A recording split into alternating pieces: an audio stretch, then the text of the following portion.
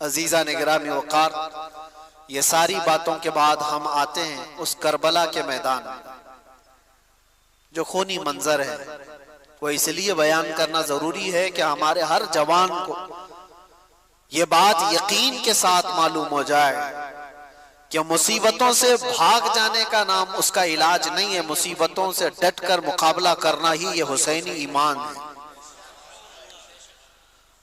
और बहुत सारे लोग हमें भी मशवरा देते हैं, बहुत सारे हालात बहुत खराब हैं, हालात बहुत खराब हैं। ऐसे मैंने देखा है इब्तिदाई इस्लाम से लेकर आज तक हालात खराब ही रहे। कब अच्छे हुए थे? क्या आपको इस्लाम की तबलीग करने के लिए फूलों की सेज पर सजा कर लाया जाएगा तभी आप बोलोगे? बहुत सारे लोग ये सोचते हालात बहुत खराब है। मेरे अजीजों, इससे बड़े बड़े हालात खराब होकर गए और अब भी जाएंगे। लेकिन एक बात याद रखना, इन्हीं बुरे हालात के दरमियान इस्लाम का परचम बुलंद करना और अपने नबी पाक सल्लल्लाहु ताला अलैहि वसल्लम की इज्जत पर पहरा देना, ये एक ऐसा तारीखी कदम है। कल को आने वाली नस्लों का ईमान भी तुमसे जुड़ा हुआ, कल को आने वाली नस्लों के जज्बे और उनके हौसले भी तुम्हारी जिंदगियों से जुड़े हुए हैं। आज अगर तुम बुज़दिल हो गए, फिसल गए, तो कल तो वो लोग पूछेंगे मोहम्मद किसका नाम था। मुआज़ल्लाह रब्बिल आलमीन। अगर आज तुम मसलहतों के पर्दों में छुप करके रहे, हाँ ज्यादा से ज्यादा हमारे साथ क्या होने वाला है वो सबको पता है, अंजाम क्या हो सकता है। इस दुनिया में सबसे ज्यादा यही हो सकता है, मौत आएगी। और सुन्नियों, इस बात से अगर खौफ है तो फिर करबला सुनते क्यों हो? करबला की दास्तानें क्या मजे लेकर सुनने के लिए? सैयदुल शुहदा इमाम आली मकाम रदी अल्लाह ताला अन्हु को देखो, जिंदगियां पूरी कुर्बान की हैं उस मैदान में, और अपनी नहीं। एक बात मैं आपको बताऊं, आदमी अपनी मुसीबत तो बर्दाश्त कर लेता, अपने रिश्तेदारों की मुसीबत बहुत मुश्किल है। तुम अपने सामने अपनी माँ को तड़पता हुआ नहीं देख पाओगे, अपने बच्चों के हल्के बुखार को भी नहीं देख पाओगे। मुझे कुछ सालों पहले की बात है, मैं अपनी प्रैक्टिकल लाइफ ही आपके सामने अर्ज कर रहा हूँ। 2 साल का मेरा बच्चा था, उंगली उसकी दरवाजे पे फंस गई थी, कट गई और लटक गई इतनी तेजी से कि दरवाजा आधी उंगली को काट दिया। और बेचैनी इतनी बेकरारी के उठाकर मैं भी भागता हुआ हॉस्पिटल पहुंचा। और भी थे 2 लोग। छोटा बच्चा 2 साल का हो और वो चीख रहा है, उसकी चीखों से हमारी रूह बेकरार है। डॉक्टर के पास ले गए, डॉक्टर ने देखा, फौरन पकड़कर खून बंद किया और उसके बाद कहा इसको टाके लगाने पड़ेंगे। टाके लगाए बगैर ये कट के गिर सकती हूँ। हमने कहा उस फौरन जो भी फैसला लेना है। नर्स डॉक्टर मिलकर मेरे बच्चे को अंदर ले जाते, हमें कहते आप मत आना, आप बाहर खड़े रहो, क्योंकि बाप और माँ की बेकरारी और बेचैनी देखते हैं। डॉक्टर कहा कि हमारे काम में खलल होगा। मैं कहा मैं देखूंगा। कहा नहीं देख सकोगे। और हकीकत बात है मेरे अजीजों, अंदर जाने की हिम्मत नहीं हुई, इसलिए कि जब वो लोग टाके लगा रहे थे, अल्लाह, कोई बेहोशी की दवा वगैरह नहीं, ऐसे ही टाके लगाए जा रहे थे और बच्चे की चीख से पूरा हॉस्पिटल गूंज रहा था। सच बताऊं, हमारे आंसू है कि थमते नहीं थे, बेकरारी है कि रुकती नहीं थी। जल्दी से जाऊं बच्चे को उठा लूं, जल्दी से जाऊं सीने से लगा लूं। दूर से पुकारता रहा, बेटा बस थोड़ा और, बस थोड़ा और, हो गया हो गया, खत्म हो गया। ये बेकरारी मुझे आज भी याद आती है। फिर उस दिन भी मैंने याद किया था, सिर्फ उंगली कटी थी तो ये बेकरारी थी। वो सैयदुल शुहदा इमाम आली मकाम की गोद में जालिमों ने बच्चों को छलनी कर दिया था। उनके हल्कों में तीर चलाकर इमाम के हाथ में ही उनके बच्चे को शहीद किया था। कैसे वो अपने हाथ में बच्चा उठा करके खड़े होंगे, एक्सप्लेन हम नहीं कर सकते इस चीज को। तसव्वुर से बढ़ करके ये चीज, हम सबके सबर मिल करके भी इमाम हुसैन के कदम तक नहीं पहुंच सकते। हमारी जिंदगियों के सबके सबर, मेरे अजीजों, ये आसान काम नहीं है। आपको पता है, अजीजों की मौत एक के बाद दूसरा, दूसरे के बाद तीसरा, तीसरे के बाद चौथा शहीद होता जा रहा हो, जो इमाम आली मकाम की तरफ से आ रहा है। इमाम हुसैन जानते थे हमारे काफिले में कुल मिलाकर 82 लोग हैं, उधर 22,000 का लश्कर है, मुकाबला कैसे होगा? क्या इमाम आली मकाम को दुनियावी हालात पर खबर नहीं थी? वो रसूलुल्लाह के वो वारिस जिनको रसूलुल्लाह सल्लल्लाहु अलैहि वसल्लम ने फरमाया मेरा जूदो सखा पूरा हुसैन को दिया गया, क्या वो इमाम आली मकाम को हालात की खबर नहीं थी? सब खबर थी, उन्हें पता भी था ये कोई मुकाबला नहीं। लेकिन वही मैं जो कहता हूं, इम्तिहान की घड़ी बहुत डिफरेंस होती है, बहुत अलग होती है। इमाम आली मकाम को करबला के मैदान में खड़े रहना था, कयामत तक आने वाले मुसलमानों के लिए एक मिसाले राह बन करके कि तुम्हारी जिंदगी में इससे बढ़कर के तकलीफ नहीं आ सकती, तुम्हारी जो भी तकलीफें होंगी वो छोटी होंगी, और तुम अगर घबराते हो कभी छोटी मुसीबतों में तो ऐ मुसलमानों मुझे देख लेना। इमाम हुसैन का ये दर्स था, तुम देख लेना। आज मुझे बताओ, कोई भी ऐसा बंदा है जिसको भूखा और प्यासा भी रखा जा रहा हो, जिसकी सारी निस्बतों को पामाल करके करबला के मैदान में जबरदस्ती लाया गया हो, जहां जानवर भी पानी पी सकते हो और रसूलुल्लाह का घराना पानी नहीं पी सकता? ये सब्र और इस्तिकामत की वो घड़ी।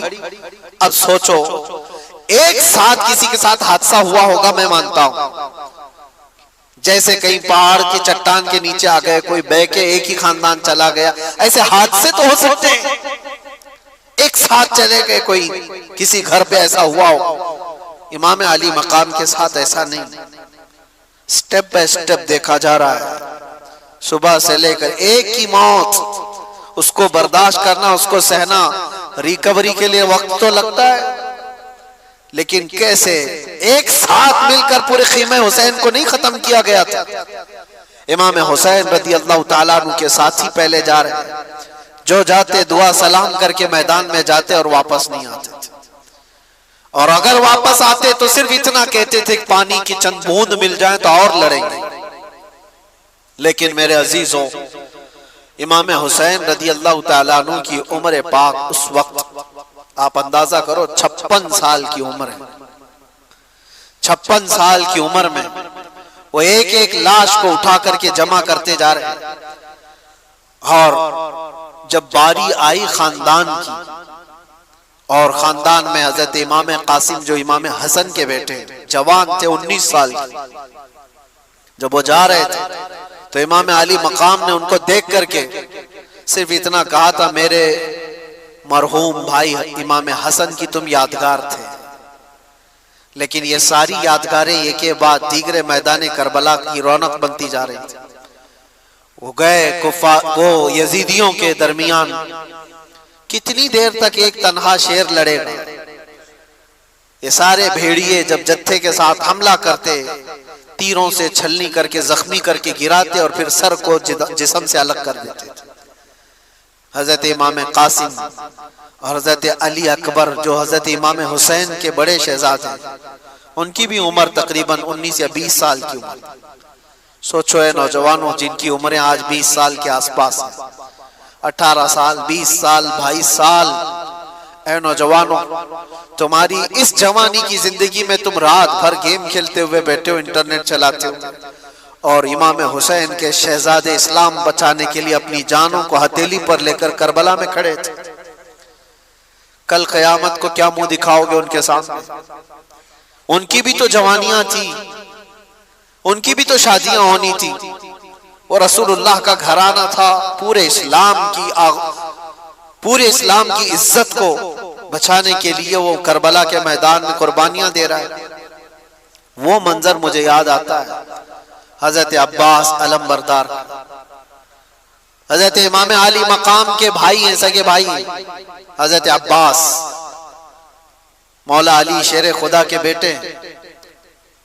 इनको एक चीज बेकरार कर गई, वही मैं कह रहा हूं ना, अपनी तकलीफें बर्दाश्त कर सकता है आदमी, अपने अहले खाना, अपने रिश्तेदारों की तकलीफ बर्दाश्त नहीं कर पाता।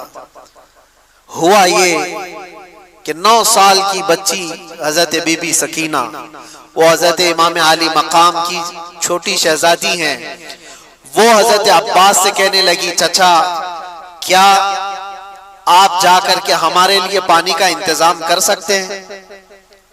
तो हजरत अब्बास से अब रहा ना गया, कहा अपनी प्यास तो बर्दाश्त कर सकते हैं, बच्चों की प्यास के लिए कैसे बर्दाश्त करें? हजरत अब्बास कहते हैं कि बेटी सकीना मैं तेरे लिए पानी लाता हूं। या तवज्जो, वो गए किसी तरह से, वो जवां मर्दी जो हैदर कर्रार के शहजादों में वो कहीं नहीं मिल सकती। सारे इन यजीदियों के नरगे को फलानते हुए दरियाए फुरात पर गए भी और मशकेज़ा पानी का भर लिया। एक बात मैं आपको कहता हूं, 3 दिन के भूखे और प्यासे, वो भी तो भूखे और प्यासे, दरियाए फुरात पर पहुंच भी गए, पानी भर भी लिया। खीमा इमाम हुसैन पर पानी लाना ये बात की बात थी, लेकिन चुल्लू में तो खुद के पानी था, पहले खुद भी तो पी सकते थे। इमाम हुसैन के खीमे तक पानी पहुंचाने के लिए वो आए जरूर थे, लेकिन खुद भी तो 3 दिन के प्यासे हैं, पी लेते। चुल्लू भर पानी उठाया और फेंक दिया। कहा कि ये गैरत मेरी गवारा नहीं करती कि हुसैन के घर वाले प्यासे और मैं पानी पी रहा हूं। रसूलुल्लाह का लाडला नवासा प्यास में हो और मैं यहां अपनी प्यास बुझा रहा हूं, एक कतरा पानी नहीं पिया। ये कैसा ईमान था, कोई भी हो अपनी प्यास तो बुझा लेता। लेकिन रसूलुल्लाह के इस घराने की कितनी मिसालें आपके सामने। हजरत अब्बास मशकेज़े से पानी लेकर के वो जब वापस लौट रहे थे, यजीदियों में शोर मच गया कि अगर ये पानी गया वापस तो लड़ाई लंबी हो जाएगी, हम मुकाबला नहीं कर पाएंगे हैदर कर्रार के शेरों का, किसी तरह से ये पानी खत्म कर। किसी जालिम ने आकर हजरत अब्बास के दाएं मोंडे पर तलवार मारी तो हाथ ही कट के गिर गया। ये कोई मैं ठोकर लगकर चमड़ी निकलने की बात नहीं कर रहा हूं, हाथ कट के गिरा हो जिसपे मशकेज़ा पानी का पकड़ा हुआ था। हजरत अब्बास ने कहा बाएं हाथ से उठा लेता, हिम्मत नहीं हारी, पानी मुझे सकीना को पिलाना है। जब वो दूसरे हाथ में पानी उठाकर दौड़ रहे थे तो यजीदियों ने ये हाथ को भी काट दिया, ये हाथ भी काट दिया। जिसके बाजुओं के दोनों हाथ काट दिए हो उसकी कैफियत क्या हो? क्या दर्द नहीं होता हो? क्या तड़प नहीं होती हो? लेकिन उनके अंदर एक ही धुन थी कि मुझे पानी पिलाना है खीमा हुसैन। जो वहां बच्चे प्यासे हैं, अपने दांतों से पकड़ लिया मशकेज़े, कहा मैं इस तरह से जाऊंगा बगैर हाथों। यजीदी जालिमों ने देखा कि हार नहीं मानता है, तो तीरों से छलनी कर कर करके उस मशकेज़े का पूरा पानी बहा दिया। हजरत अब्बास कहते हैं अब मेरी हिम्मत खत्म हो गई। हजरत अब्बास कहते हैं अब मैं नहीं जा सकता खीमा इमाम हुसैन की तरफ। गिर गए, जख्मों से चूर चूर थे, खून रस रहा हो दोनों बाजुओं से और पानी भी खत्म, सारी चीजें खत्म हो गई। तो जालिमों ने देखा कि अब्बास गिर गए जमीन पर, तो किसी यजीद ने आकर के आपके सीने पे नेजा मारकर शहीद कर दिया। ये वो मंजर था। इमाम हुसैन दौड़ते हुए आए अपने इस छोटे भाई को उठाने के लिए। इमाम हुसैन के सगे भाइयों में ये छोटे भाई अकेले थे। करबला के मैदान में आकर देखा तो दोनों बाजू कटे हुए हैं और पूरा जिस्म जख्मियों से चूर है और नेजा सीने पर लगा हुआ।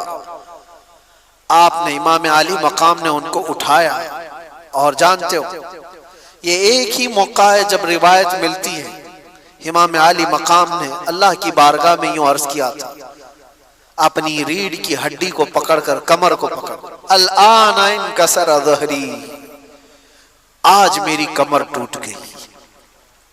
भाई जब चला जाता है तो कमर टूट गई, लेकिन ये नहीं कहा कि ईमान टूट गया। जिस्म कमजोर हो जाता है लेकिन ईमान नहीं। इमाम आली मकाम आए वापस खीमे में, बीबी सकीना वैसी प्यासी थी, आपकी अहलिया वैसी प्यासी, आपके घर के बच्चे वैसी प्यासी। वह मंजर क्या अजीब मंजर है। मुझे बात याद आती, आज से 1 साल पहले जब मैं करबला के वाकयात जेल के अंदर भी सुना रहा था, तो जो गैर मुस्लिम है वो भी रो रहे थे। गैर मुस्लिम जिनका ईमान नहीं है, इमाम अली मकाम के घराने की इन शहादतों को सुनकर वो भी रो रहे थे। ये सानहा ऐसा है। अंदर की बीवियों ने आकर इमाम अली मकाम से कहा कि मौला, उनको तकलीफ हमसे है, दुश्मनी हमारे से, हमारा 6 महीने का जो नन्ना अली असगर है इससे तो नहीं है दुश्मनी। अब सीने में दूध सूख गया है, इस बच्चे को ले जाएं, शायद इसको कुछ पानी के कतरात वो हलक में डाल दें ताकि इसकी प्यास कम हो जाए। इमाम अली मकाम ने अपनी बीवी की बात सुन करके इस नन्हे अली असगर को उठाकर मैदान में तशरीफ लाए थे। एक बात याद रखें, जिसके सर पर हवस तारी हो उससे कभी कोई उम्मीद नहीं लगाई जा सकती, कभी रहम की उम्मीद नहीं कर सकते। इमाम अली मकाम ने यजीदियों को पुकार कर कहा, मेरे बच्चे ने तुम्हारे साथ कुछ नहीं किया, ये तो बोलता भी नहीं, 6 महीने का है, लेकिन देखो इसकी माँ के सीने से दूध सूख गया है, तुम इसको कुछ पानी पिला दो। जालिमों ने इमाम अली मकाम की ये तकरीर सुनकर के दूर से तीर चलाया और वो तीर सीधे अली असगर की गर्दन पे आकर लगा। निशाना ऐसा था कि हल्कों पर आकर लग गया और खून का फव्वारा इमाम अली मकाम के चेहरे पर आकर पड़ा। वो कैसा मंजर होगा जब बाप अपने बेटे की लाश को लेकर खड़ा हो।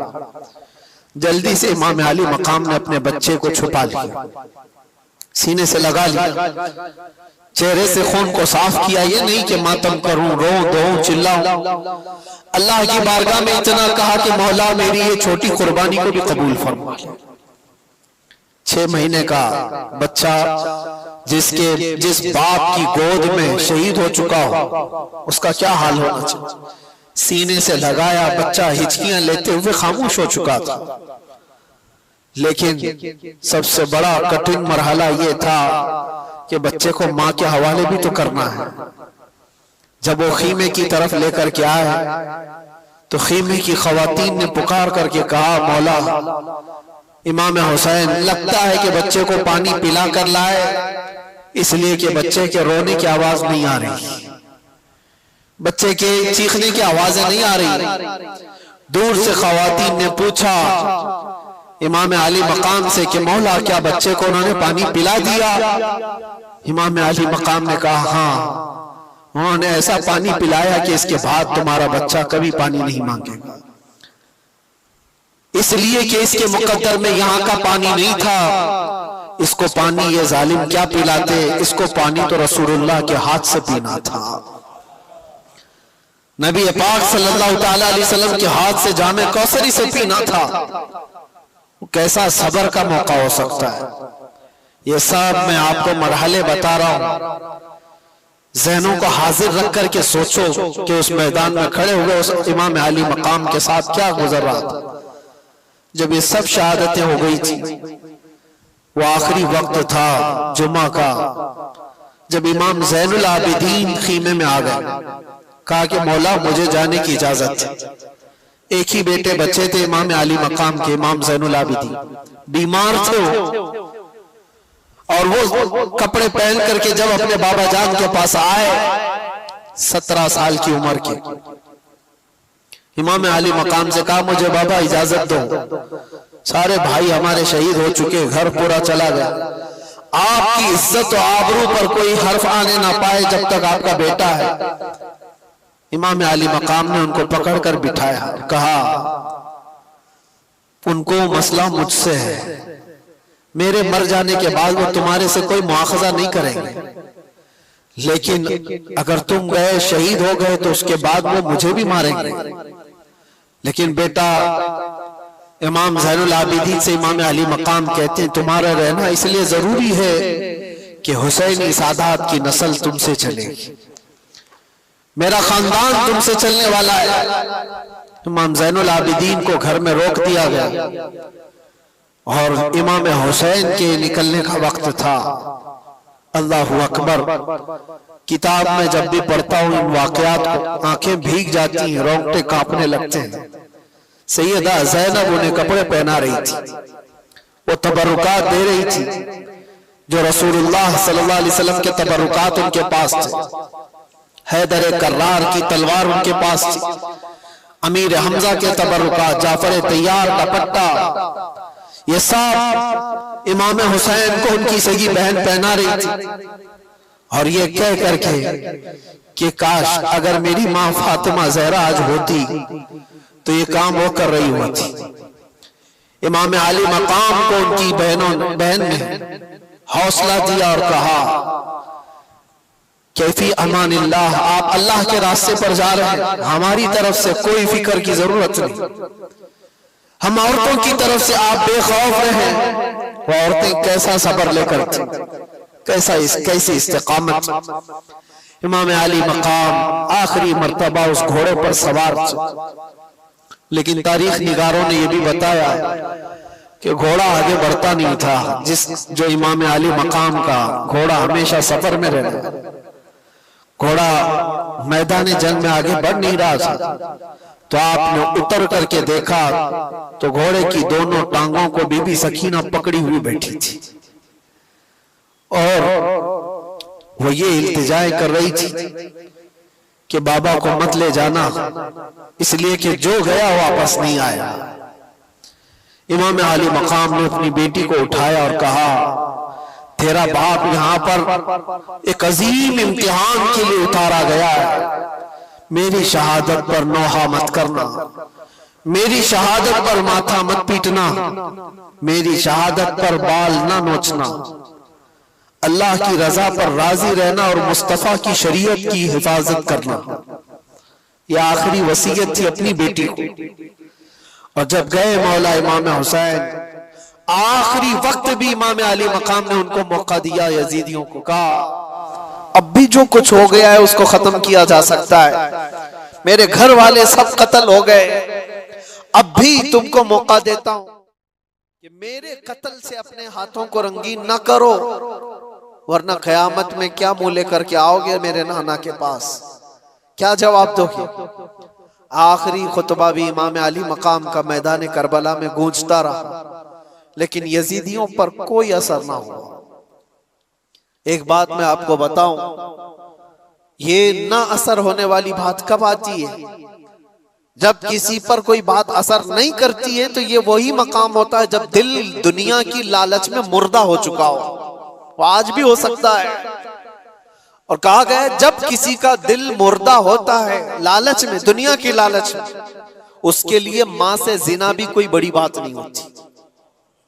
इसलिए हमेशा याद रखो, दिल के मुर्दा होने से पहले पहले अपने दिलों का इलाज करो। दिल जिसका मुर्दा होता है उसे कोई एहसास ही नहीं होता कौन मर रहा है कौन जी रहा है।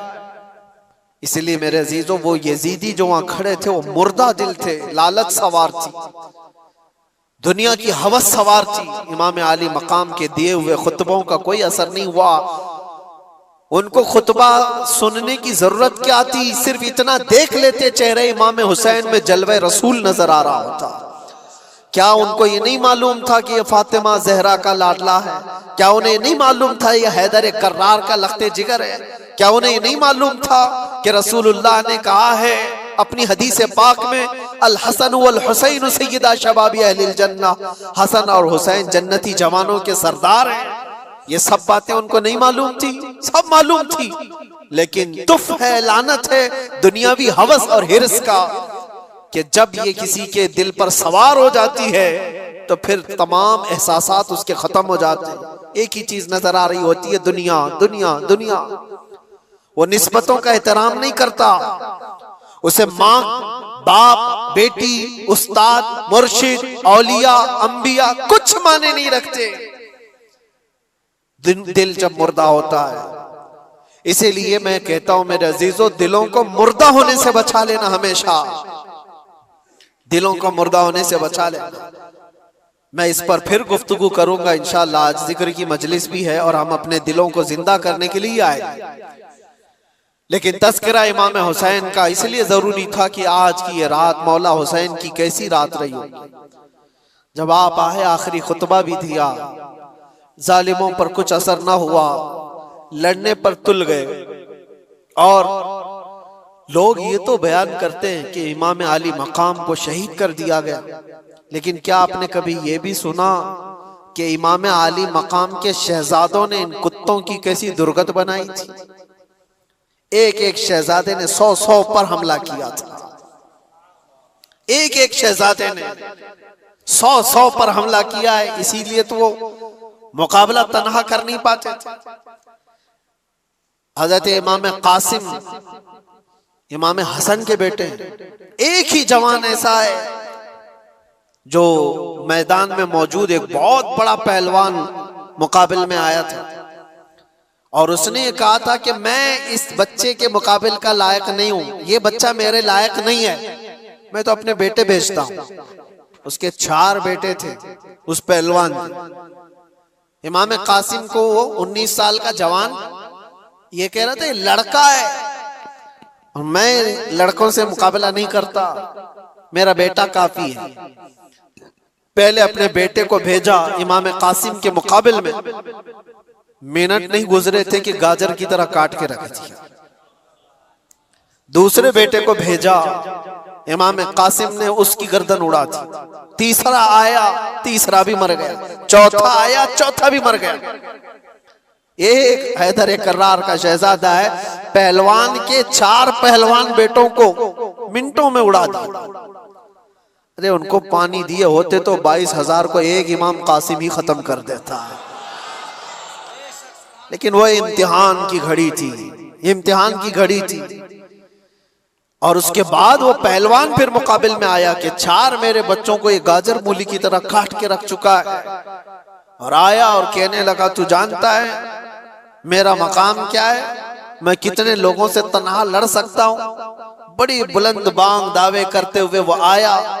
इमाम कासिम ने कहा सुना तो बहुत है तेरे चर्चे, तू बहुत बड़ा पहलवान है, लेकिन मैं देख करके अफसोस कर रहा हूं कि तुझे घोड़े की ज़ेन बांधने का तरीका भी नहीं आता। घोड़े की जो रस्सी होती है ये बांधना एक फन होता है फौजी का, सिपाही का, तुझे बांधने का तरीका नहीं आता और इतना बड़ा पहलवान कहलाता है। उसके लिए शर्मिंदगी की बात थी, आर की बात थी, बहुत ऐब की बात थी। वो कहा मेरे घोड़े की रस्सी सही बांधने का तरीका मुझे नहीं आता, तुम सिखा रहे हो। वो घोड़े की नाती देखने के लिए क्या झुका था, इमाम कासिम ने एक ही वार में उसको खत्म कर दिया। ये मंजर हैदर कर्रार के बेटों का था। मैं आपको इसलिए बता रहा हूं कि सिर्फ और सिर्फ शुहदाए कराम की शहादत ही नहीं, ये भी बताओ कि मारा भी कैसे। इमाम हुसैन का जज्बा सिर्फ ये नहीं कि कुछ आ जाए तो मर जाओ, कट जाओ, नहीं, इमाम अली मकाम ने कहा है कि मर जाना और कट जाना ये मुकद्दर में होगा, अल्लाह ताला ने लिखा होगा तो होगा, लेकिन उस वक्त के आने से पहले पहले तक अपने जमीर का सौदा करके किसी से हाथ मिलाना ये हुसैनी ईमान नहीं है। जब तक दम में दम है मुकाबला करो, हाथ तुम्हारा होगा, मार अल्लाह की होगी, मुकाबला करो। कभी ये मत सोचना कि मैं तन्हा कुत्तों में घिर गया हूं, कोशिश तो करके देखो, होता है मेरे अजीजों। बहुत मकामात पर हाथ तुम्हारा होगा, मार अल्लाह की होगी। और इमाम हुसैन इमाम अली मकाम जब मैदान करबला में आखिरी वक्त उन जालिम कुत्तों से लड़ रहे थे, एक दो नहीं कितनों को ढेर किया था। 3 दिन का प्यासा, 56 साल का रसूलुल्लाह का बेटा, कितनों को वो मौत के घाट उतार रहे थे।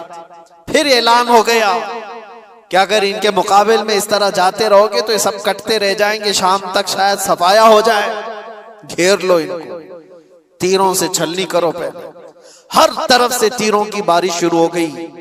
इमाम अली मकाम के पूरे जिस्म में जगह जगह तीर आकर लगने लग गए। बाज तारीख निगारों ने कहा है कि 72 से ज्यादा तीर लगे हुए थे। 72 तीर किसको कहते हैं? और आप इतने ज्यादा तीर जब जिस्म पर लगे तो घोड़े से आप उतर आए। ये वही वक्त था, जुमा का वक्त, आशूरा का 10वीं मुहर्रमुल हराम। इमाम आली मकाम जैसे ही उतरे सजदे में गिर गए। सजदे में जैसे ही गिरे, उन जालिम कुत्तों ने सोचा इससे बेहतर मौका नहीं है। खोली और शिमर जैसे इन जालिमों ने इमाम आली मकाम की पीठ पर अपना पांव रख करके आपके सर मुबारक को जिस्म से अलग कर दिया। इन्ना लिल्लाहि व इन्ना इलैहि राजिऊन। लेकिन मेरे अजीजों, इमाम हुसैन रदी अल्लाह तआला अन्हु की इस शहादत उज़्मा पर जितना गम करो वो कम है, जितना गम मनाओ वो कम ही है। हम मानते हैं जिंदगी भर इस दुख को हम साथ लेकर जीते हैं, लेकिन साथ में उनका ये मैसेज भी तो लेकर के जाओ। आज लोग ये समझते हैं सिर्फ पट्टी बांध लेने से हुसैनी हो जाएगा। तुम पट्टी बांध करके दिखा रहे हो या हुसैन लिख करके? मेरे अजीजों, इमाम आली मकाम पट्टी बांधे तो नहीं थे, लेकिन दाढ़ी जरूर रखे हुए थे। हुसैन के नाम की पट्टी तो चेहरे पर आ गई, हुसैन के नाम की दाढ़ी क्यों नहीं आई? वो रसूलुल्लाह का शहजादा जो अपने अखलाक व किरदार के साथ मैदान करबला में आया था, साल भर ऐश कर रहे, नाच रहे, गा रहे, सब कुछ कर रहे हैं, और मुहर्रम में तुम्हें गमे हुसैन है। गमे हुसैन का हक वो अदा करता है जिसे पैगाम हुसैन की भी याद है। हुसैन क्यों शहीद हो गए?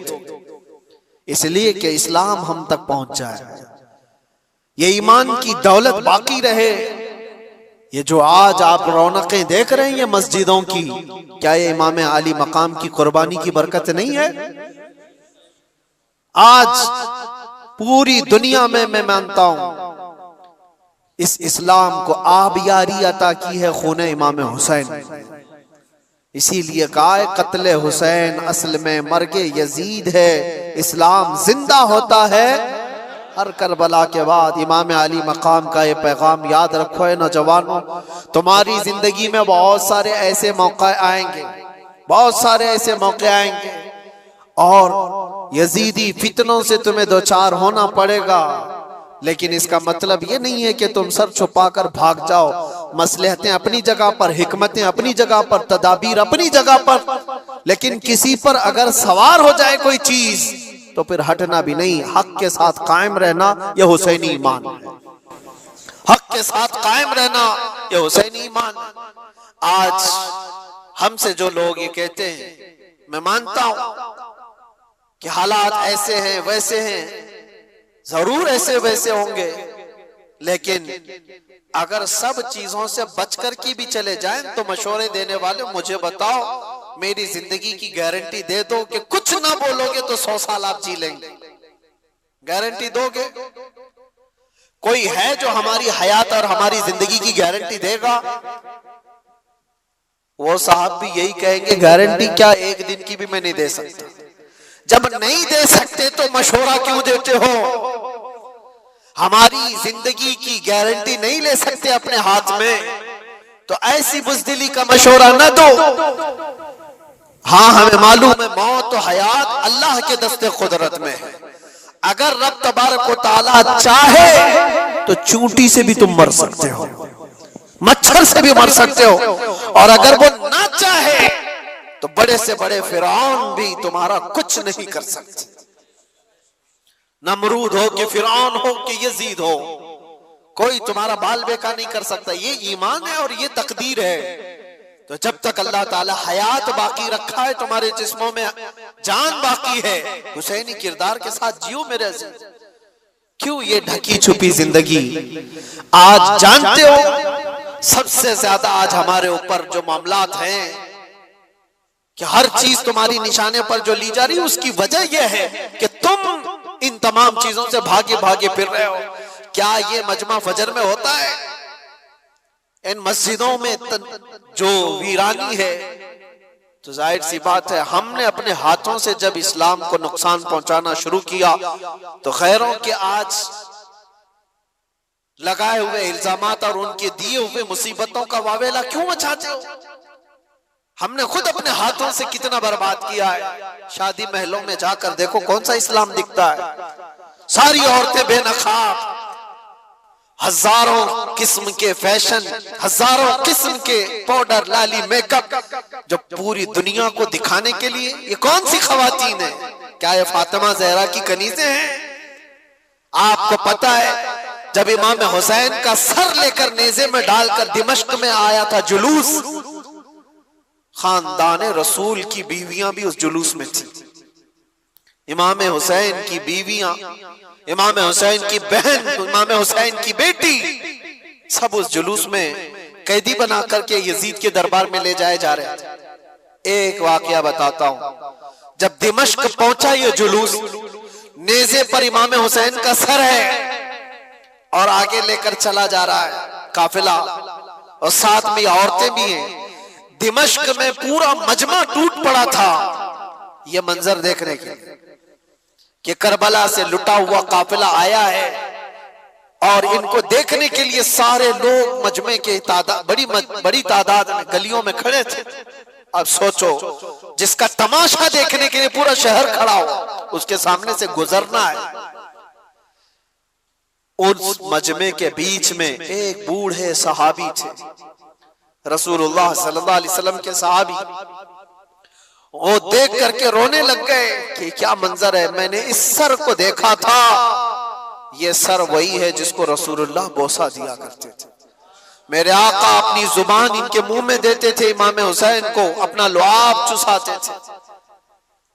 वो सहाबी देख करके दौड़ते हुए मजमे में आए। ये जो काफिला जा रहा था इसमें देखकर पहचान लिया बीबी सकीना। तवज्जो चाहता हूं मेरे अजीज, बीबी सकीना को देखकर पहचान लिए कि यकीनन हुसैन की बेटी है। करीब आए, हिचकियां बंद गई, कहा बच्ची हमारी जिंदगियां कुर्बान तुम्हारे घराने पर, हम कुछ नहीं कर सके, जालिमों की हुकूमत ने तुम्हारे बाबा को शहीद कर दिया। बच्ची बताओ, मैं मुल्क शाम में दिमश्क में रहता हूं, कोई हाजत हो तो मुझे बताओ। उस मौके पर जो भूखे और प्यासे कैदी आए हो अपनी हाजत क्या नहीं कह सकते थे? आप नाना जान के साहबी हैं? सकीना ने पूछा। उन्होंने कहा हाँ बेटी, मैं रसूलुल्लाह का गुलाम साहबी, कुछ हाजत हो तो बताओ। बीबी सकीना ने क्या हाजत मांगी थी वो मैं मैसेज देना चाहता हूं। कहा कि मेरे नाना जान के साहबी, ये मेरे बाबा का जो सर नेज़े पर ले जाया जा रहा है, इस सर को थोड़ा आगे बढ़ा दिया जाए, आगे लेकर के जाएं। उस साहबी ने पूछा कि क्यों, ऐसी ख्वाहिश तुम्हारी क्यों है? का बात यह है कि इस कटे हुए सर को देखने के लिए जो मजमा उमर पड़ रहा है, जो लोग आ रहे हैं, वो सर को देखते देखते हमारी इज्जतों की तरफ भी नजर करते, हमारे पर्दे का ख्याल करते हुए मैं ये चाहती हूं कि सर को आके ले जाया जाए ताकि लोग सर देखने में मसरूफ रहें और हमारे पर्दे की पाबंदी हो सके। उस मौके पर अगर कोई अपने पर्दे की पाबंदी का ख्याल करती हो, ये घराना हुसैन का है, जिसका पूरा घर लुट चुका हो, और उस वक्त 9 साल की बच्ची ये कहती हो मुझे मेरे पर्दे की फिक्र है।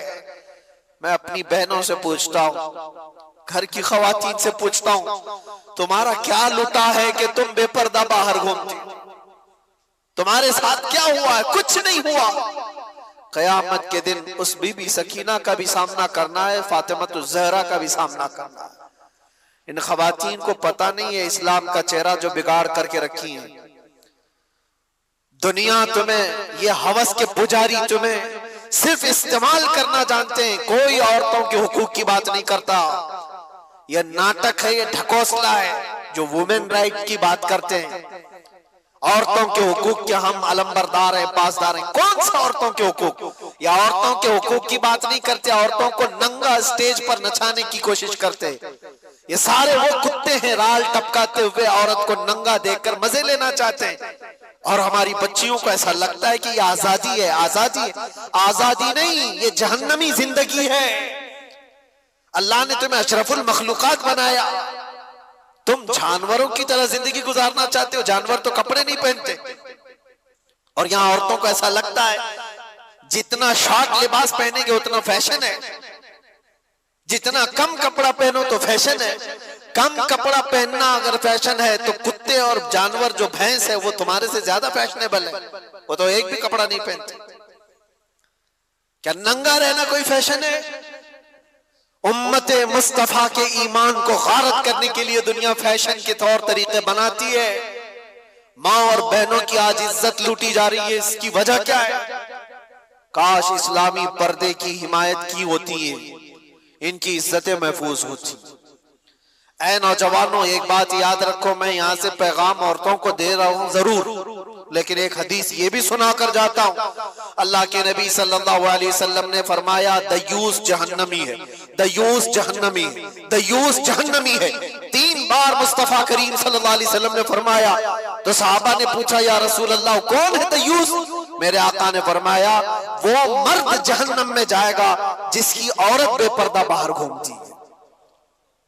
तो मर्द के लिए हुजूर ने फरमाया, मर्द जो अपनी औरत को बेपर्दा बाहर घुमाता है वो जहन्नम में जाएगा। तो जो बेपर्दा औरत है उसका अजाब क्या होगा? इमाम आली मकाम का घराना वो नहीं है जो अपने घराने को बनाए हुए हो। दास्ताने करबला सुनना है तो पैगामे करबला भी सुनो। सिर्फ कत्ल हो गए, कट गए, मारे गए, शहीद हो गए, ये सिर्फ और सिर्फ करबला के मैदान का पैगाम नहीं है। पैगाम करबला हकीकत में ये है कि चाहे हमारा सब कुछ लुट जाए, दामने मुस्तफा पर कोई उंगली उठा ना सके। आज हजारों उंगलियां तुम्हारी तरफ क्यों उठ रही हैं? तुम नशा करते हो, तुम शराब पी रहे हो, तुम चरस गांजे न जाने क्या क्या चीजें करो, उंगलियां तुम्हारी तरफ उठाई जा रही। ये ऐसा करते, ये ऐसा करते, ये ऐसा करते, दर हकीकत तुम्हारी तरफ ये उंगलियां नहीं है, तुम्हारी निस्बत रसूलुल्लाह से कम इस बात का ख्याल करते कि दुनिया मेरी तरफ उंगली उठाकर कहीं हुजूर को तो नहीं गाली दे रही। आज नबी पाक सल्लल्लाहु ताला अलैहि वसल्लम तक जो ये जालिम उंगलियां उठ रही हैं, उसकी वजह कुछ आमाल है, बुरे आमाल है। तौबा करो। मेरे मुस्तफा करीम सल्लल्लाहु अलैहि वसल्लम जिस तरह तुम्हें देखना पसंद करते थे वैसे बन जाओ। बस ये जिंदगी है।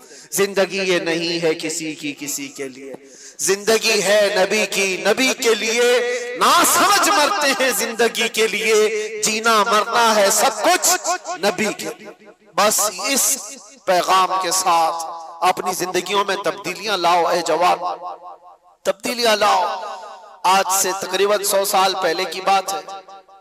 आजादी हिंद के मौके पर, हिंदुस्तान की आजादी से पहले की बात है, मैं नागपुर गया हुआ था। बहुत बड़े मुफ्ती साहब ने ये बात मुझे बताई थी। अली बरादरान मशहूर हैं आजादी के मौके पर, जो गदर हुआ था 1857 के मौके पर। उस वक्त भी बहुत सारे मामला पेश आए थे। अली बरादरान 2 मौलाना लोग, उन्होंने एक पैगाम दिया था 5 से 15 मिनट के लिए।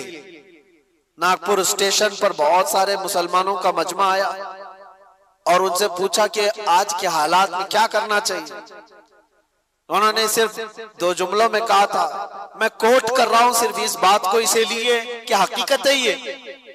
कहा कि कुछ नहीं, सबको टोपी और दाढ़ी कंटिन्यू पहनना चाहिए।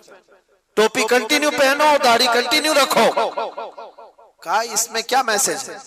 कहा तुम्हें पता नहीं इसका रौब अल्लाह ताला दिलों पर कैसा रखता है। तुम्हें कुछ करने की जरूरत नहीं, अखलाक रसूल में एक बार मलबूस हो जाओ। मेरे अजीजों, ना तुम्हें तलवार भाले नेज़े उठाने की जरूरत है, ना तुम्हें जंगो जिदाल की जरूरत है। तुम एक बार मुस्तफा करीम सल्लल्लाहु ताला अलैहि वसल्लम की सुन्नतों को अमल में ले आओ, ऐसी ही तुम्हारी चलत फिरत से कितने कीड़े मर जाएंगे। ऐसी तुम्हें अंदाजा भी नहीं है। अल्लाह तबारक व तआला इसका रौब रखा है, चेहरे रसूल का रौब है, दामन इस्लाम का एक रौब है। आपको उसका अंदाजा नहीं है, लेकिन दूसरों को अंदाजा है। इसलिए मैं दावत देता हूं, उठो वगर न हश्र न होगा फिर कभी, दौड़ो के जमाना चाल अपनी चल गया, कुव्वत इश्क से हर पस्त को बाला कर दो, दहर में नामे मोहम्मद से उजाला कर दो। उन्हें जाना उन्हें माना, न रखा गैर से काम, लिल्लाहिल हम्द मैं दुनिया से मुसलमान गया। बस इस बात पर हुजूर को तवज्जो में रखो, उन्हें जाना, उन्हें जाना, फिर तुम्हें फर्क कुछ नहीं होना चाहिए, फिर किसी चीज का कोई असर भी नहीं होना चाहिए। अगर हुजूर से सच्ची मोहब्बत करते हो तो मुझे बताओ, क्या ये बात हक है या नहीं? वो जो न थे तो, और वो जो न हो तो, इस जुमले पर तवज्जो रखना। बस पूरे शेर में ये जुमला मैं तवज्जो के साथ अर्ज करता हूँ। वैसे तो ये पूरा शेर ये है, वो जो न थे तो कुछ न था, वो जो न हो तो कुछ न हो। जान है वो जहान की और जान है तो, लेकिन इस पूरे शेर में सिर्फ इतना जुमला याद रखना, वो जो ना हो तो, बस वो जो ना हो तो हमारी जिंदगी कुछ नहीं। हमारे नाम के साथ वो जो ना हो तो, हमारी कब्र में भी वो जो ना हो तो, कयामत में भी वो जो ना हो तो, कहीं अजानों में वो जो ना हो तो, कुरान में वो जो ना हो तो, हर जगह पर ये जुमला याद रखना, वो जो ना हो तो। इसीलिए इकबाल ने भी कहा था, आबरूए माज़ना में मुस्तफा अस, हम सब की इज्जत आबरू मुस्तफा के नाम से है। हर चे दरी दुनिया बादे मुस्तफा अस, जो कुछ भी इस दुनिया में है वो मुस्तफा के बाद, हुजूर के बाद। यही पैगाम इमाम अली मकाम का था, आखिरी बात। और इसके बाद हम दुआ करते हैं, जिक्र के लिए मजमा ज्यादा है। आखिरी बात इमाम अली मकाम के लिए, ये एक चीज, कुरान की आयत मैंने तिलावत की, आपने सुना था, वला तक़ूलू लिमन युक़तलू फी सबीलिल्लाहि अमवात। ये देखो आम लोगों को भी आयत याद है, जिसका मतलब क्या है? अल्लाह फरमाता है अल्लाह की राह में जो मारे जाएं उन्हें मुर्दा, सबको पता है, बल्कि वो कौन कह रहा है? खालिक़े कायनात, वो कह रहा है बल्कि वो जिंदा है। तुम्हें उसका शऊर नहीं, तुम्हें उसका शऊर नहीं, तुम्हें अंदाजा नहीं, वो जिंदा है। ये कुरान गवाही दे रहा है शहीदों की जिंदगी। अब मुझे बताओ, इमाम हुसैन जिंदा है या नहीं? तो जिंदा जावेद का हम मातम नहीं करते, जिंदा जावेद का हम। खैर, मुझे जो बात अर्ज करनी है, एक तरफ तो कुरान की ये आयत और एक तरफ दूसरी आयत मैं आपको बताता हूं 20वें पारे में अल्लाह अपने रसूल से फरमा रहा है, ये अबू जहल, ये उतबा, ये शैबा, ये सब जितने दुश्मनाने रसूल है, इन्नका ला तुस्मिउल मौता वला तुस्मिउस सुम्मा दुआ। ऐ रसूल, आप इनको अपनी बातें सुना नहीं सकते, इसलिए कि ये गूंगे बहरे मुर्दा हैं। अल्लाह फरमा रहा है क्या है? वो मुर्दा है। किसको मुर्दा कह रहा है? वो चलते फिरते भी हैं, खाते पीते भी हैं, उठते बैठते भी हैं, बातचीत भी करते हैं। और कुरान क्या कह रहा है? वो मुर्दा है। और एक तरफ करबला के मैदान में आओ, हाथ अलग है, पैर अलग है, जिस्म अलग है, धड़ अलग है, गर्दन अलग है, कुरान कहता है वो जिंदा है। कुरान क्या कहता है? और दूसरी जगह पर तो अल्लाह ने और भी उससे बुलंद बात फरमाई, वला तहसबन्नल्लज़ीना कुतिलू फी सबीलिल्लाहि अमवाता, बल्कि उनके मुर्दा होने का गुमान भी मत करो। कहना अलग बात है, सोचना अलग बात है। पहली आयत में क्या था? मुर्दा ना कहो। दूसरी आयत में अल्लाह फरमाता है मुर्दा सोचो भी मत, सोच में भी ना आए तुम्हारे, क्यों मुर्दा है। अब ये फलसफा समझ में आता है? जो चल रहा है, फिर रहा है, खा रहा है, पी रहा है, अल्लाह फरमा रहा है वो मुर्दा है, उन्हें कुछ सुना नहीं सकते आप। और जो कट के टुकड़ों में बदल गए, अल्लाह फरमा रहा है मुर्दा, सोचना भी मत, वो जिंदा है। कुरान से पूछो फिर जिंदगी और मौत कहते किसे? जिंदगी और मौत क्या है? कुरान के फलसफे के एतबार से तुम्हें ये जवाब मिलेगा, सिर्फ और सिर्फ रूह निकल जाने का नाम मौत नहीं, और चलने फिरने का नाम भी जिंदगी नहीं। चलने फिरने का नाम भी जिंदगी नहीं, और रूह निकल जाने का नाम भी मौत नहीं। हकीकत में मौत और हयात क्या है? सुनो कुरान के फैसले में कि अगर नबी पाक की दुश्मनी पालकर बादशाह की कुर्सी पर भी बैठ जाए वो मुर्दा है, और नबी की इज्जत का परचम उठाकर 1000 टुकड़ों में भी बदल जाए वो जिंदा है। मौत और हयात इश्क़ रसूल का नाम है। मौत और हयात ईमान का नाम है, ईमान का नाम है। मौत और हयात ईमान हो तो फिर अब मरने का खौफ क्या है तुम? ये बात इसलिए मैं अर्ज किया, करबला के मैदान में जो शहीद हुए उनको मुर्दा कह सकते हो? नहीं, ईमान पर जिनकी मौत हुई है, जुल्मन अगर कत्ल हुए हैं तो अल्लाह ने उनकी जिंदगी की शहादत कुरान में अता फरमाई। तो अब मरने का डर क्यों पालते हो? अब मरने का डर क्यों पालते हो? दो प्लस पॉइंट तुम्हारे पास। अगर जुल्मन मारे गए तो शहादत के बाद हमेशा की जिंदगी, और ये तो इब्तिदा है, मरने की इब्तिदा है। अगर जुल्मन मारे गए तो शहादत और हमेशा की जिंदगी। और दूसरी बड़ी नेमत यह है कि कब्र में पहुंचने से पहले ताजदारे मदीना की जियारत।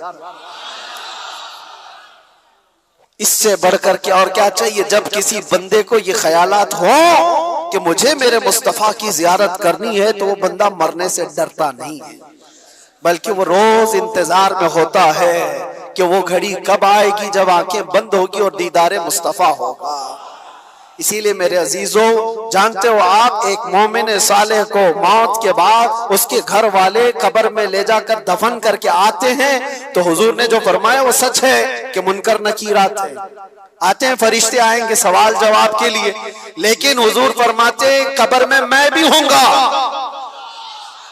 और मुनकर नकीर हुजूर की तरफ दिखा करके मुर्दे को पूछते इनके बारे में क्या कहता था। ये सवाल होगा कि नहीं होगा?